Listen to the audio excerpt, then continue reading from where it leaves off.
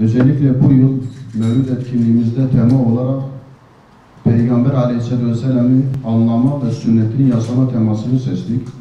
Bir aydan uzun bir süredir çalışmalarımız devam etmektedir. Dün itibariyle Batman'ın tüm evlerine birer kitap hediye ettik, her sene olduğu gibi. Biz de peygamber sevdaları olarak her sene etkinliklerimizden önce bütün vatandaşlarımızın ama bütün vatandaşlarımızın evlerine, ilçedeki ve köydeki vatandaşlarımız dahil olmak üzere bütün vatandaşlarımızın evlerine birer kitap hediye edip onları Peygamber Selam'ın halakı ve Peygamber Selam'ın hadisleriyle alakalı olarak bilgilendirmeye çalışıyoruz. Özellikle pazar günü yapacağımız etkinlikten dolayı siz değerli basın mensuplarından da katkı bekliyoruz bu konuda. Peygamber sallallahu aleyhi ve sellem hepimizin peygamberidir. Ve kıyamete kadar da bütün müminlerin peygamberi ve tek rehberidir. Bu münasebetle onun adına yapılan etkinliklerin çok daha önem arz ettiğini son asırlarda, son zamanlarda özellikle ümmetin içinden geçtiği bu çetin süreçlerden de daha iyi anlıyoruz. Şimdi bu yılki temamız peygamberi anlama ve sünnetini yaşama adıyla yapılıyor. Malumunuz toplumun içinde bulunduğu buhran, çektiği acılar, sıkıntılar hepinizin malumudur. Ve bizler Peygamber Sevdalıları platformu olarak bu derde derman olmak için, bu içinden çıkılmaz işten çıkmak için sevgili Peygamberimizi tanıtmaya, onu tanımaya, onu anlamaya muhtaç olduğumuza inanıyoruz.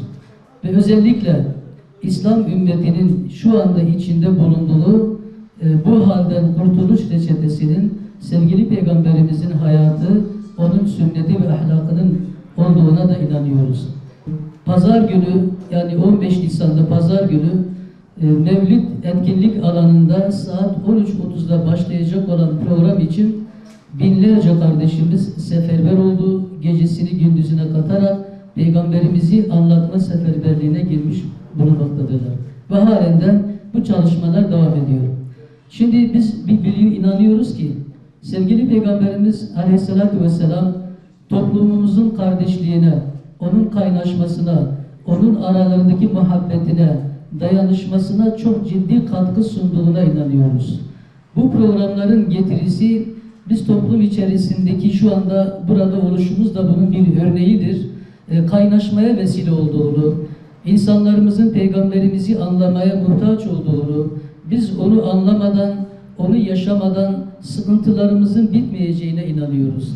Toplum olarak hep birlikte aziz Peygamberimizi anlamaya, onun sünnetini hayatımıza aktarmaya, onun ahlakıyla ahlaklanmaya muhtacız, çalışmak zorundayız. Bu konuda bir araya gelmek zorundayız, katkı sunmak zorundayız. Çünkü biz buna muhtacız. Hele şu anda gençlerimizin, çocuklarımızın içinde bulundukları buhranlar, manevi cehennem diye tarif edeceğimiz kötü ahlakların kucağında can çekişen gençlerimizi, çocuklarımızı hem dünyalarını hem de ahiretlerinin selametini temin etmek için Peygamberimizi iyi anlatmalıyız. Onu okutmalıyız. Onun anlaşılması için her türlü vesileye ve vasıtaya başvurmak zorundayız.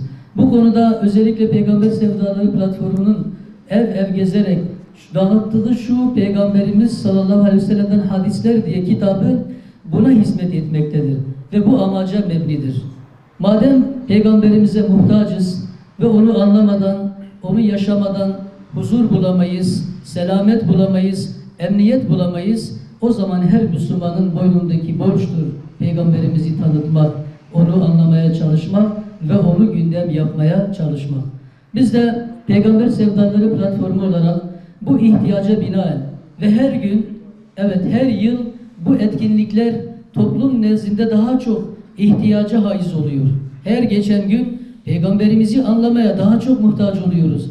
Ona çok daha muhtaç oluyoruz. Onun kapısını çalmak zorunda kalıyoruz. Onun sünnetini, hadislerini, ahlakını anlatmak zorunda kalıyoruz. Çünkü onsuz bir hayatın hiçbir manasının olmadığına inanıyoruz ve görüyoruz. Biz onu eğer gündem yapmazsak ve onun ahlakından kana kana içmezsek şu anda bu toplum Allah muhafaza daha çok sıkıntılara gebe olduğuna şahit oluyoruz. Madem vaziyet budur, durum budur, o yüzden değerli basın mensupları hep birlikte kalemlerimizi, gazetelerimizi, imkanlarımızı, kabiliyetlerimizi hayra vesile kılarak ve bu hayra bizatihi ortak olarak bu hayrın tümünü hedef alarak seferber etme gibi bir zaruret hasıl oluyor. Eğer bu toplum ihya ve inşa edilecekse kesinlikle sevgili Peygamberimizin bunda çok büyük katkısı olacaktır, ilham kaynağı olacaktır. Biz onu her yönüyle tanırsak Allah'ın izniyle toplumumuzun çehresi, gençlerimizin gidişatı, kardeşliğimiz, muhabbetimiz, ülfetimiz çok daha pekişecek, çok daha istenilen Allah'ın razı olduğu bir kıvama gelecektir.